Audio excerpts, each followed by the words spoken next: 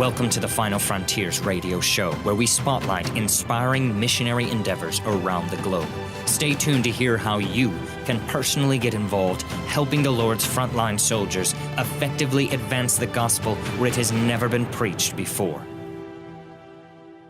In this episode, we're going to have a discussion about a preacher in Tamil Nadu, India, and the great impact he's allowing us to be a part of with thousands of national pastors. And we'll talk about the process by which true church planters are screened and accepted by Final Frontiers, as opposed to the comical resumes seen in our recent screening room video series. Hey, this is Daniel Nelms.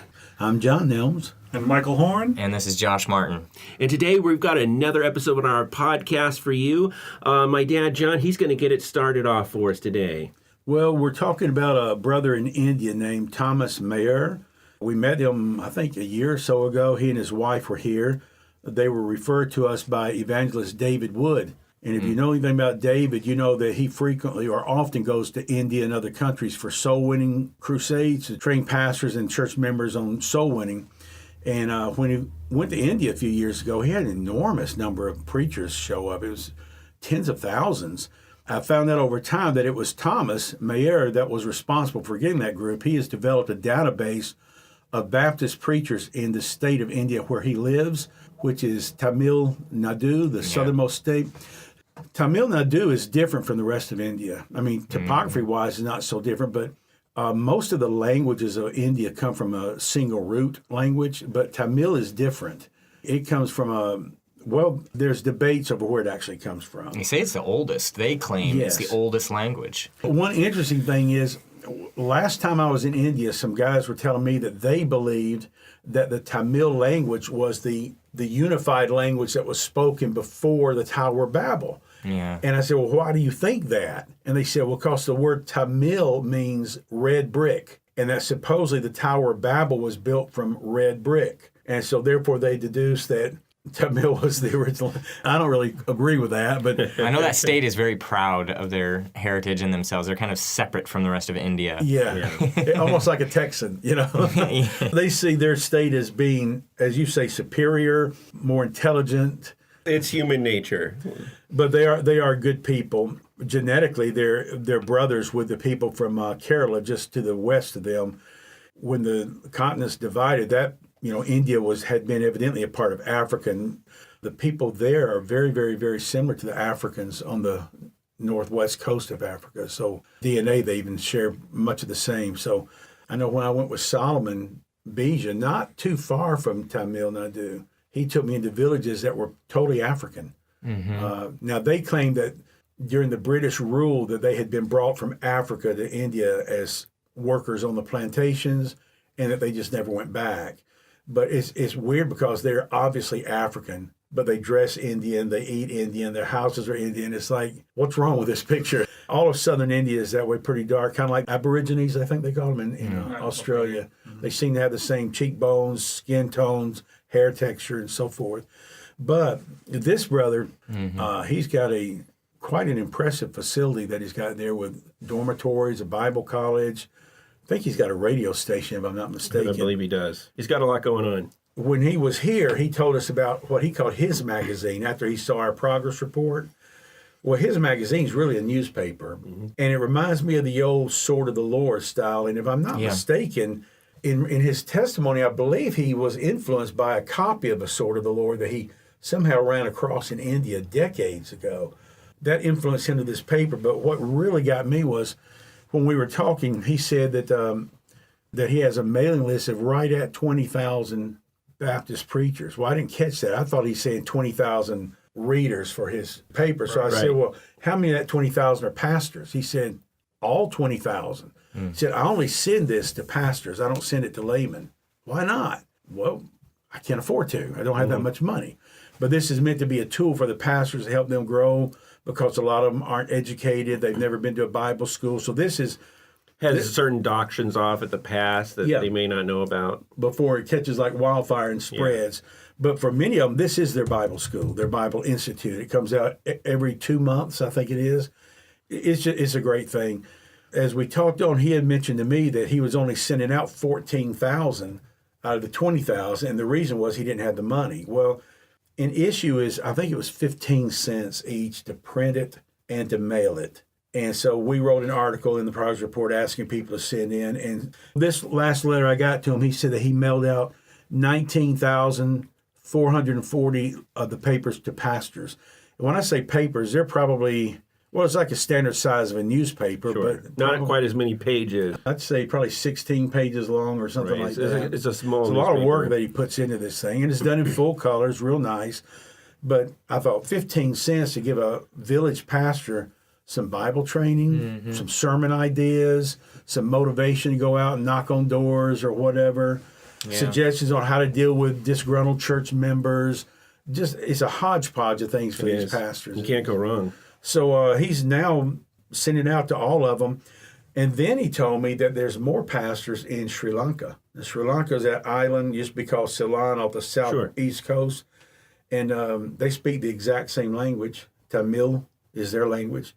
One time they were connected with a land bridge. Now for the last 100 years or so, that it's been an island.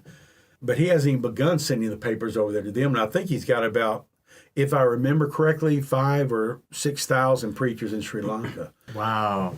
Well, I don't remember that. That's great. Well, I mean, Tamil is spoken by over 70 million people. Just try to wrap your head around that. I mean, it's just one of India's many languages, but 70 million. I mean, that's a fair percentage of the population of our own country. Yeah, well, what he did for us, which I thought was a blessing, he asked if I'd write an article in each issue. And so I've got a copy of one here before. He has the top half of the front page, and I had the bottom half of the front page. So I try to write things that, from my experience, I know would have applied to the pastors in India because of my time there, things that help them. And I think it's a great thing. I wish more people would get behind this and help us to send some funds to him so he could train more preachers. Another astounding thing to me about him is how he developed this database of these preachers. Keep in mind, they're all Baptist preachers. Sure. Every one of them. If we could learn, or we could get him to teach our directors in other states to do the same thing, we would have a database in that could reach the whole country. Well, literally, probably a couple of 100,000 Baptist preachers in India alone, and be sending out things like this to them through email. We wouldn't have to print it. We could just text it to them, email it to them. Email. Which is something we've talked about. To me, this is it's not a baby step, but this is the first step in accomplishing that goal, to where we can have a training opportunity, not just for every Baptist preacher in India, but every preacher in India who wants to receive the literature. Absolutely. And then you've got Sri Lanka and Bangladesh and Southeast Asia and all of Africa and all of, it's just a matter of having these things translated into different languages. I mean, think of all the pastors out there in India who, they're not real solid on their doctrine and they don't have any training. Well, we could be the ones that train them. I mean, you could take a guy with Pentecostal tendencies and, show him the truth, and next thing you know, he's a Baptist. And, Daniel, that's true, because one of our second to the newest feeding center in Honduras is in a village called Mahada Verde. And when we first met that pastor and his son, they came down to one of our pastors' conferences in Cantaranas. I didn't know who they were, but I was glad they were there. They were Pentecostal pastors. Sure. But they were Pentecostal because that's all they had ever heard on the radio, or I don't think they had TV up there at that time, but that's all they'd ever heard before. But when they came to our conference and they heard that, and we weren't talking about tongues or anything like that, but just hearing how for every topic that we were discussed, we'd open the Bible and find verses. What does the Bible say about this? Sure. And they began to realize that this doctrine they'd been teaching was not something they had gotten out of the Bible, because it's not in the Bible. It's something they had gotten from a radio preacher. Sure. And as they began to realize they have to make a choice now, is my devotion going to be to the Word of God itself, or to what somebody says the Word of God says? And rightfully, they chose the Word of God. Well, they're now a Baptist church, and we have a feeding center in their church. So that's just one example in one tiny country, in one little corner of the world. And it happens we've had that happen with Assemblies of God pastors in Africa, where you sit down with them, you begin to teach them, and they realize, hey, this stuff we've been preaching it's incorrect. And then Church of God pastors. Yeah. It's amazing what the Word of God can do if you read it. And for a lot of these guys, these pastors in India, I know for a fact a lot of them don't have a Bible. No, A some lot of them pastors don't. around the world don't have a Bible. They can't afford to buy one. But to get a free newspaper coming to their home every 2 months, you know they're going to read it and read it and read it and read it Sure. till they picked it apart. So whatever can go into these kind of materials to help him and to help us reach even other countries and continents would be a great blessing. It would be. Yeah, so right now, if you're interested in helping this project, all you need to do is designate a gift to Hour of Harvest. And you can find that on the website on our donations page. Just click the drop-down box for designations, or if you want to mail in a check, you can do it that way too. And then that will help print more and hopefully be able to grow his list and get more sent out. Absolutely. And I always wonder, every time we do a progress report, I hope the 3 people who read it enjoy it, I never know how many people read these things. But he wrote me a letter recently, and he said he had sent out 19,440 copies to the pastors. And then he said, we received telephone calls about your writings from 1,819 pastors up till now. This is good. Most of them have said that the articles you have been writing are a great blessing and encouragement. He said we received 1,197 text messages from pastors concerning the articles, and another 905 pastors sent letters by post. That means we had a 20% or better response rate from that paper. That's really good. Yeah, It's amazing. That's like the Red Sea parting for the children of Israel. That is incredible. I remember once reading a thing that said if you have a 3% response from something you write, it's considered Beyond. unbelievable. Like, what more could you ask You know, for? in the digital realm, I mean, if you get 0.25%, wow, that's really something. Because each percent mark represents X number of hundreds or thousands of people who have does. also read it. So it's not saying that 20% of the people read it. It's saying that 20% of the people who read it responded. Engaged in. And that was 20% of the total number that we sent out. Yeah. That's just incredible. While we're still on the topic of India, I just got an email from one of our regional directors, Brother Solomon Bija. Now, a lot of people, especially over here in the U.S., don't realize persecution still exists. It still goes on around the world. And this is about one pastor over there that supported through us, Shivanand. He said he was admitted into the hospital. He, along with his church members, had erected a worship shed, and his neighbors objected to that. But they continued the service, and last week again they picked up an argument, and in the process they manhandled him very badly, but without any visible wounds. He suffered severe bruises and undergoing treatments in the government hospital. Please pray the Lord will meet his medical bills and his health. Yeah. So that's just one example, and we get these quite often, and usually they're a lot worse than just being manhandled. Sure. Often they're being beaten, things are being stolen, they've got cuts, scrapes. Burn their houses down, assaulted their families. I mean, while persecution of Christians in a lot of the world has decreased over the years, it's steadily increasing in India, particularly due to the political situation. Yeah, well, they have advertised their prime minister is pro-Hindu and anti-everything else. And they have a slogan in India now that says, India for Indians, which is a way of saying India for the Hindus. American listeners wouldn't understand this, but we're such a hodgepodge that you can say you're an American, and what does that mean religiously? Right. It could mean anything. You're a Satan worshiper, you're an independent Baptist, you're a Muslim, whatever. But in most of the world, countries are noted for their religion. For example, we think of Hindu as a faith, and it is Hinduism. But in the Spanish language, when you refer to someone from India, you don't call them an Indian, you call them a Hindu, because that's what they're known their for. religion is ingrained into who they are. And so there's a movement that has been going on for some time in India, and that is to get rid of everything except Hinduism in India. Yeah. It's been primarily taking place in the northwest along the border of Pakistan because of the Muslims there, and then in the West Bengal area where it's Calcutta in the northeast of India. And then it began to move south into Orissa, and that's where most of the persecution is taking place. And right now there's a movie that just came out about a missionary, I think his name was Graham Staines or something like that, who was a missionary in India, and about 10 years ago, with his 2 boys, I think it was, coming back from an overnight meeting somewhere, they stopped in a village and slept in their car.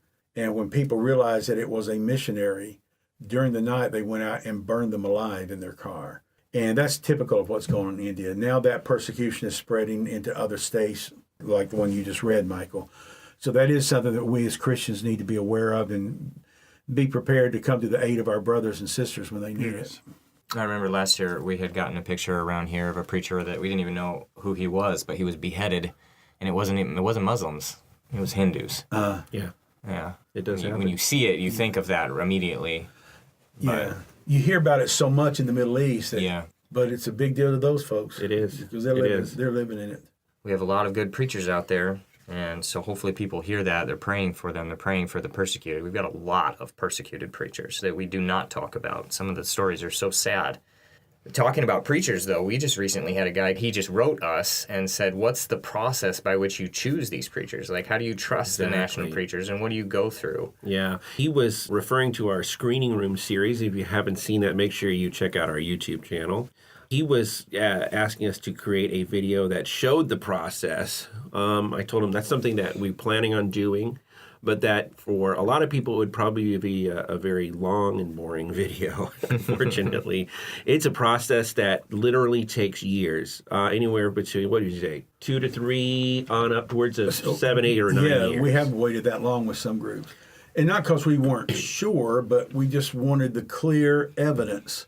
If we're not sure of their doctrine, we don't even consider them. No. But there's a lot of ministries that feel like they do what we do, but really they're just giving money to preachers all around the world, and Because they met them on the internet. or while they were there, they saw the guy passing out a tract on the street, so they assume he's a great guy. They don't know what his doctrine is, but over time they learn these mistakes. But we don't do that. For us, a man has to be referred to us by someone that we're already working with. Exactly. Or maybe an American missionary. We're not supporting American missionaries, but they work with us to help support the nationals. So we have to get a rock solid referral, and that's step one. Step two would begin to investigate his doctrine, his lifestyle, his family life, his ministry experience, and that process can take years. It could take many years. And then once we decide to support him in the past, then we had to get out speaking to church and hope somebody would take him on for support. But now the way you, Daniel, and Michael have reshaped our ministry, we're able to take on clusters of preachers. Like I think it was last week you told me we had taken on 50 more preachers from Africa. In one day, we took on 50 preachers? Yeah. That's, I can't wrap my head around that. Few ministries would be able to pull that off, I think. Well, when I was running this thing, I was never able to pull that off, and I'm a genius. But I thank God. But one reason we were able to do that was those guys had already been thoroughly vetted by the missionary over there we work with. Mm-hmm. So we can take his recommendation. Yeah, and he'd been watching them for years and years and years, overseeing them and so forth. Amen. But if you're listening, we don't pull that money out of the thin air. So that comes from people who say, here's funds to help you with another preacher. Because in the past, we had to look for an individual sponsor to match with an individual preacher. And while we will probably always do that, we're growing towards the hope of just having pools of funds that we can support another 50 preachers or 5 preachers or maybe someday 200 preachers in one clip. Yeah. Because people are giving money saying, look, I don't need a picture. I don't need a biography. I just want to help spread the gospel around the world. Sure. So that, this support for unsponsored preachers is, to me... It's so vital. It's probably the most important fund we've got. It is, absolutely. I mean, I can just walk you through my day. Generally, I get between 3 and 15 unsolicited requests for support from national pastors, American missionaries, probably people who escaped from an insane asylum, to be quite honest. Sometimes I get even more. I will get them on every day of the week. It doesn't matter if it's Christmas Day or New Year's. I get them in my email. I'll get phone calls. I'll get people to find my number on WhatsApp and start messaging me. It happens all the time. And I used to take the time to write these people and tell them, I'm sorry, that's not how this works. I'm at the point now that I can't even respond anymore. So if you're one of the people who've written us, it was an unsolicited request and you didn't hear back, that's why. You have to become part of our program and be recommended by someone we are already working with. If we don't know you, we're not going to support you. Yeah, we Period. take self-referrals. No, you can't refer yourself. That's what the screening room's all that's about. right. Exactly. That's the Screening room. first question that comes up. We try to make it so simple that a child can understand it. Exactly. And one of the first things that comes up is, well, who's recommending you? And you'll see that over and over in these scripts that are being written of just some crazy characters. Not one of them is accepted. And from the very beginning, we hope it's obvious when you see them and you see their character, you see they're not doctrinally sound. Sure. You see that they didn't even fill out an application whatsoever. You see that they have no experience in church planning or discipleship. Those are just simple things that we go through over and over again. Every day. Yeah. And y'all don't make them up. They have their No. roots in actual solicitations. Sure. Every episode that you'll see has a root of truth to it. Some of the requests that we have gotten from people are so beyond outlandish that I don't even want to talk about it right now. So it's based in reality. What you're seeing there, there's going to be some believe pretty it or crazy not, ones coming. Believe it or not, every character that you see is based on a person. And it's telling because that's not only talking about the people that we won't support, it's talking about people that are being supported by churches in this country right now, Right. and they have no idea.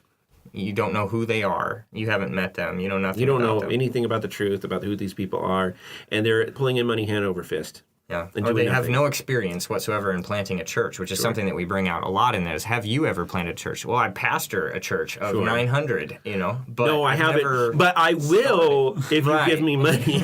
Yeah. Or I will if you'll give me a bicycle. Right, exactly.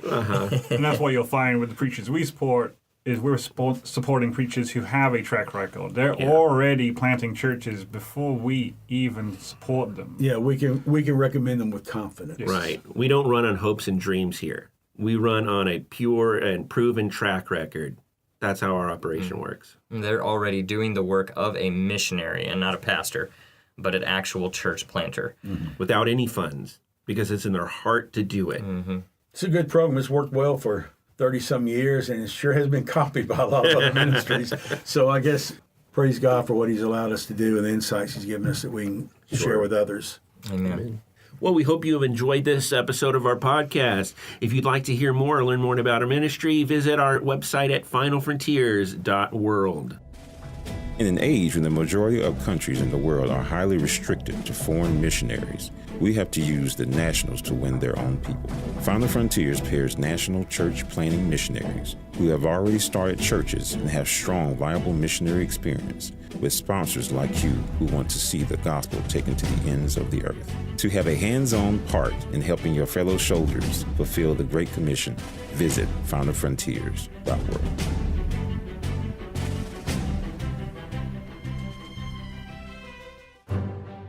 Welcome to the question and answer session with our founder, Jon Nelms. If you have any inquiries about missions or our ministries, please feel free to visit our website and click the radio symbol that says Heard Our Podcast. Here you can get in touch with us and write your questions in the comment box. We hope to hear from you soon.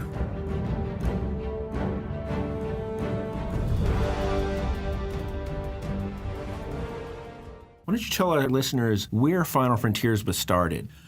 Well, the organizational structure was started technically at our church there in California, Believers Baptist in Baldwin Park. We had moved there from Temple City, and that's where we officially organized it legally, so forth, and had a charter in the state of California. The first office was there in my house because we didn't have a church office. We had an office built in our bedroom, and that's where it literally started. And all of our printing and so forth was done on a mimeograph machine in our garage. So, we didn't have a secretary then, and 32 years later, we still don't have a secretary. We just do the best we can with what God's given us. So that's legally or technically, but in reality, it started when our church was meeting in an upstairs room in Temple City, a thing called the Upper Room. It's where we were having our services. And I had gone from there to Thailand to visit Tommy Tillman, but I was taken up north to meet some national preachers who were from the Lisu and the Rawang tribe, and they took me the next day into an Aka village. And that's when I first preached to the Aka, who are now 90% converted. So that's an entire tribe of people of over 600,000 that went from 5 converts to 540,000 converts in 20 years. But I didn't do it. That was the Aka preachers doing it. And that's what I'm getting at. While I was with them is when the thought came to me, sitting in a bamboo hut, that rather than supporting my missionary friend to come preach to these guys at $3,000, $4,000, $5,000, $6,000, $7,000 a month, I could support these tribal preachers to do it, and found out that they could be supported on $1 a day. So the rest of the week that I was on that first trip over there, that was burning in my heart. Well, I've got to get back and raise money. I remember when I came home, Mike and Pam Corsini picked me up at the airport and brought me home. And I hadn't been there but a few hours. We ate, played around, put you and Sarah to sleep. And I was sitting out in the den, and your mom came in and she said, "Who are you?" I said, "What do you mean?" She said, "I don't know who you are anymore. You have totally changed. What happened over there?"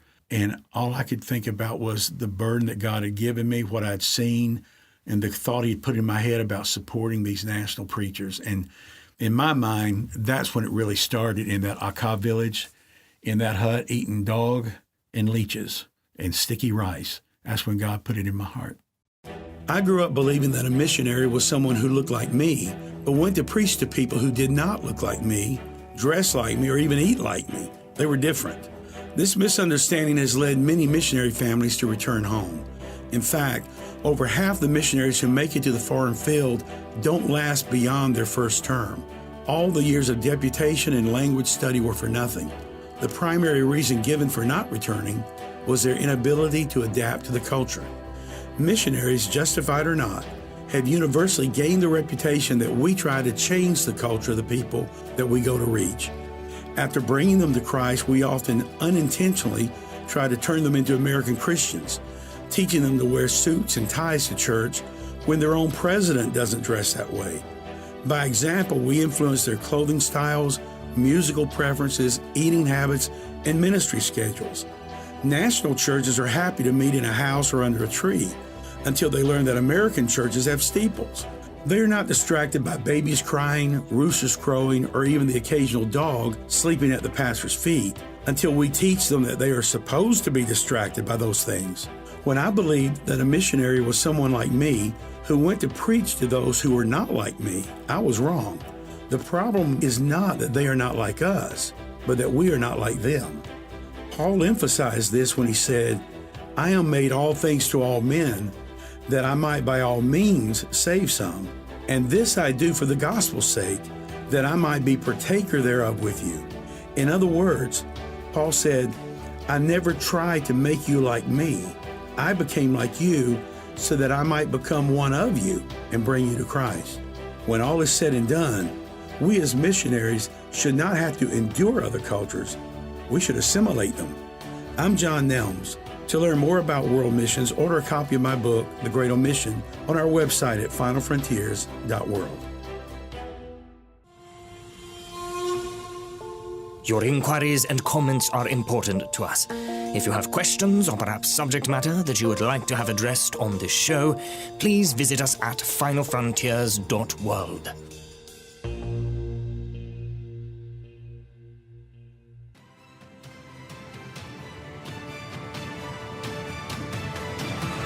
You've been listening to the Final Frontiers radio show, funded by sponsors like you. Thank you so much for joining us. Through the funding of national and native preachers, we endeavor to effectively advance the gospel where it has never been preached before. If you want more information, visit www.finalfrontiers.world. That's finalfrontiers.world.